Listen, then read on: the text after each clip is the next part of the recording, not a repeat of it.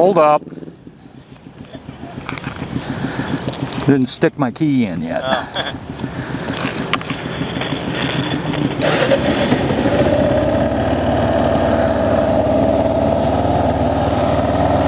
See you, bro.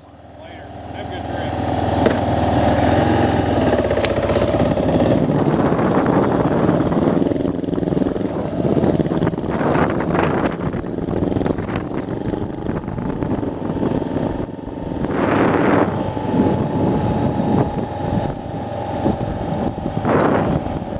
Clear?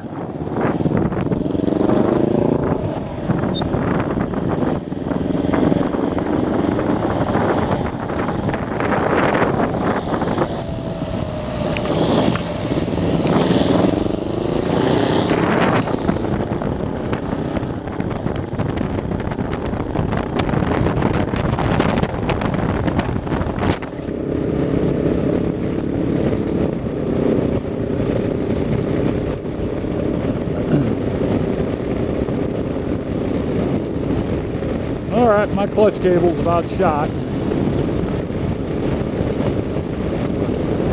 So, we're going to do the non-clutch method of shifting to try and save it.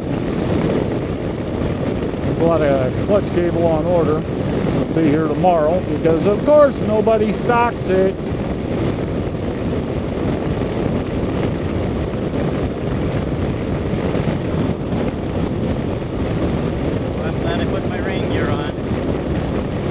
Yeah, my legs are a little cool, but it'll be alright. Yeah, I'm comfortable with the rain gear on. I wouldn't be without it.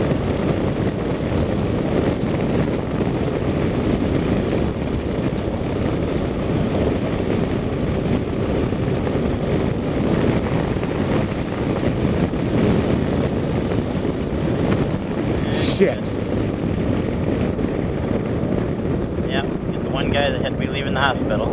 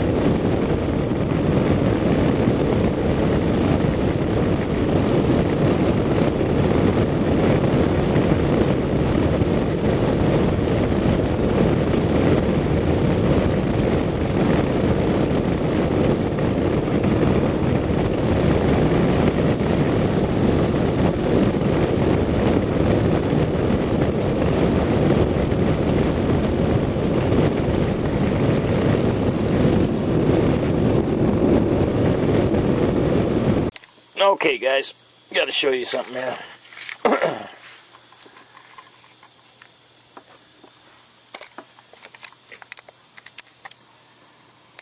This is how much I had left of the clutch cable. I'm guessing it's a 9-strand, and there was 1 strand left, and in that strand there's 2 or 3 wires left connecting it to the shift lever. So we switched that out, and in the process of hooking it back up to the engine lever,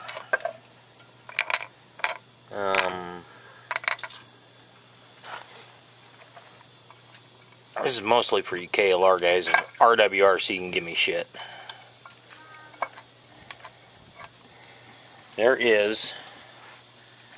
This is the shift lever release, and what it does is it engages your clutch plates and separates them. Yeah, cookies. They got a big thing of cookies in there. And it makes them come out. Now in the process I broke this. But I'm not entirely sure that it wasn't weak already. I don't know if you remember me in the Polar Bear Challenge. Every morning below 20 degrees I had to go out and start the bike up and let it warm up before I could pull the clutch lever in. So now this is starting to make sense to me.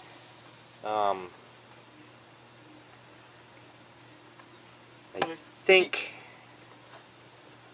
what was going on is that was beginning to fail, which would explain the... Because your clutch label was having the shift cable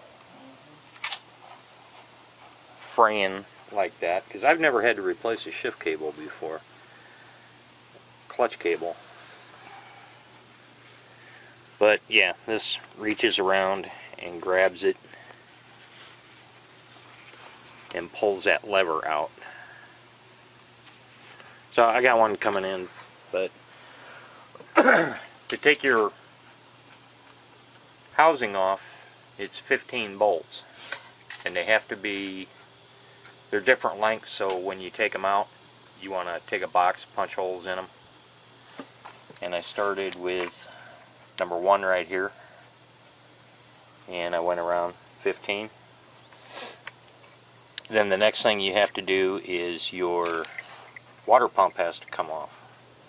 And not only does the water pump have to come off, the impeller has to come off. Now you don't have to use a jaw puller to do it. You just got to be real careful with it. So you have to drain your antifreeze, you have to drain your oil to do that. I had work, remember? I worked from 7 to 10. And so I'm about to. that's how that goes. I'm only free till about. I should leave here about. I should leave at 7. I should get ready about 6:30. Now when you get to the clutches, you just undo these 5 bolts. This plate comes off. And once you take this front cover off, this pusher or puller or whatever they call it is right inside there.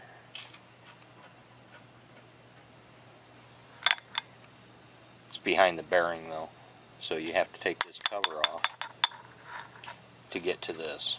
This is a $20 part. Now if I was at the Busted Nickel Central, we would probably drill press it and drill it, and then put a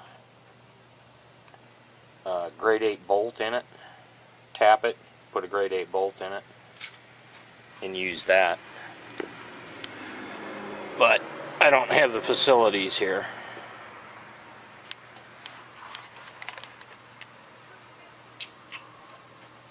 So that's pretty much it. Now we're just waiting for the part to come in tomorrow, put it back together, and be rumbling. All right, later.